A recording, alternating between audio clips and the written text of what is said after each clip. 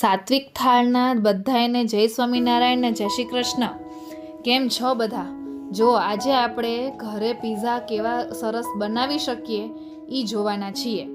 તમે અહીંયા જોઈ શકો છો, આ ઘરે મેં ઘઉંના લોટમાંથી પીઝાનો બેઝ બનાવ્યો છે અને એના મેં ઘરે પીઝા બનાવ્યા છે. તમે જો કેટલા સરસ લાગે છે. અને આપણું સિક્રેટ ઇન્ગ્રીડિયન્ટ શું છે તો કે ડુંગળી લસણ વગરનો રેડીમેડ પીઝા સોસ જે આવે છે ને એ.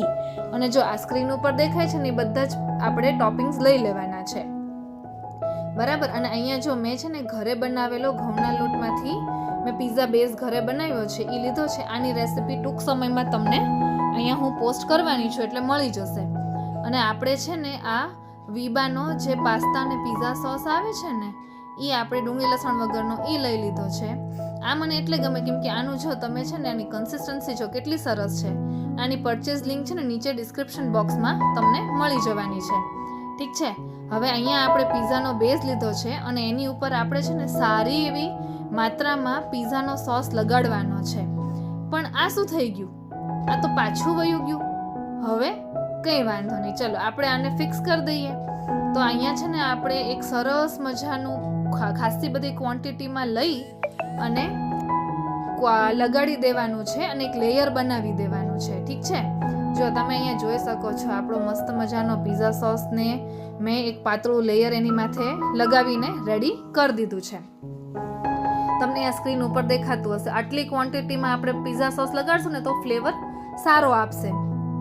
એની ઉપર છે ને આપણે આપણા ઘરનું અમૂલ એનું પીઝા ચીઝ રેડી મળે એનો વરસાદ કરી દેવાનો છે. જો તમારી માથે થઈ રહ્યો છે ને અત્યારે વરસાદ, એવો પીઝા માથે કરી દેવાનો. અને એક પાતળું લેયર છે ને આપણે હારવાર પીઝાના ચીઝનું બી લગાડી દેવાનું છે. એ થઈ જાય ને પછી આપણા મનગમતા ટોપિંગ્સ આપણે લગાડી દેવાના છે. મેં અહીંયા બેબીકોર્ન, બેલ પેપર્સ, કેપ્સિકમ, મેરિનેટેડ પનીર, એલોપીનો, ઓલિવ્સ એવું બધું નાખ્યું છે. એલોપીનો અને ઓલિવ્સ તો છે ને આપણને બહાર રેડી તૈયાર મળી જતા હોય છે, એ જ લીધા છે. અને આની માથે છે ને આ સિક્રેટ ટીપ છે બીજી કે પાતળું બીજું લેયર છે ને થોડુંક ચીઝનું નાખી દેવાનું. સેમ ચીઝ જ મોઝરેલા અને છેદરવાળું મેં વાપર્યું છે અને એનું જો મેં છે ને પતલું એવું લેયર કરી દીધું છે. હવે આને હિસાબે તે છે ને આ કરશું ને એટલે આને હિસાબે આપણા પીઝા છે ને બનશે ને ત્યારે બહુ સરસ લાગશે.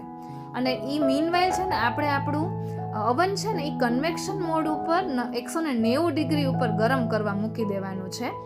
અને એ થાય ને ત્યાં સુધીમાં છે ને જો બધાએ આપણે તમારે નીચે કમેન્ટ કરીને મને કહેવાનું છે કે તમારે નેક્સ્ટ રેસિપી કઈ જોઈએ છે એ મને જણાવવાનું છે. તમે ક્યાંથી જોવો છો એ મને કહેવાનું છે. અને જો હવે આપણું પ્રીહીટ થઈ જાય ને ઓવન એટલે એકદમ હળવેથી ધ્યાનથી છે ને આપણે અંદર મૂકી દેવાનું છે, ઠીક છે. અને આ થઈ જાય ને પછી જો છે ને 6 મિનિટ માટે થઈને કન્વેક્શનમાં આપણે બેક કરવાનું છે. અને પછી છે ને 6 થી 8 મિનિટ આપણે એને ગ્રીલ કરવાનું છે, ઠીક છે. જો આપણો હવે આ બની ગયા પછી પીઝા કેટલો સરસ લાગે છે, એકદમ આમ ટેમ્પટિંગ લાગે છે ને. આપણે એકદમ બાર જેવો બન્યો છે. હવે આ આપણે પીઝા બહારથી લાવીએ ને તો એમાં મેજોરિટી તો આપણે મેંદો જ ખાવાનો થતો હોય. તો એની જગ્યાએ છે ને જો આ કેટલું સારું પડે. આપણે છે ને આ ઘરે બનાવેલો હોય તો આપણે છોકરાઓ ખાય ને તો ચિંતા નહીં. અને જો આ કેટલો એકદમ મજા આવી જાય. અને આવો પીઝા છોકરાઓ ઘરે ખાઈને પછી બહારનો ભૂલી જાય. એટલે તમે બધાએ તે મને જણાવજો બનાવીને કે તમારા અનુભવ કેવા રહ્યા એ મને નીચે કમેન્ટમાં કહેજો, હે ને. અને તમે લોકો ક્યાંથી જોવો છો બધાએ જય સ્વામિનારાયણ જય શ્રી કૃષ્ણ લખતા જાઓ એટલે મને ખબર પડે કે તમે બધાએ જોયો. આ બધો આપણો પીઝા બનીને રેડી છે. હવે આપણે સરસ મજાનો આને છે ને પહેલાં તો ભગવાનને ધરાવશું અને પછી આપણે છે ને બધાએ સાથે મળી અને ફેમિલીના એન્જોય કરશું. જો આ કેટલું સરસ આનું પીઝાનો ચીઝ જો તમે કેટલું સરસ સ્ટ્રેચ થાય છે.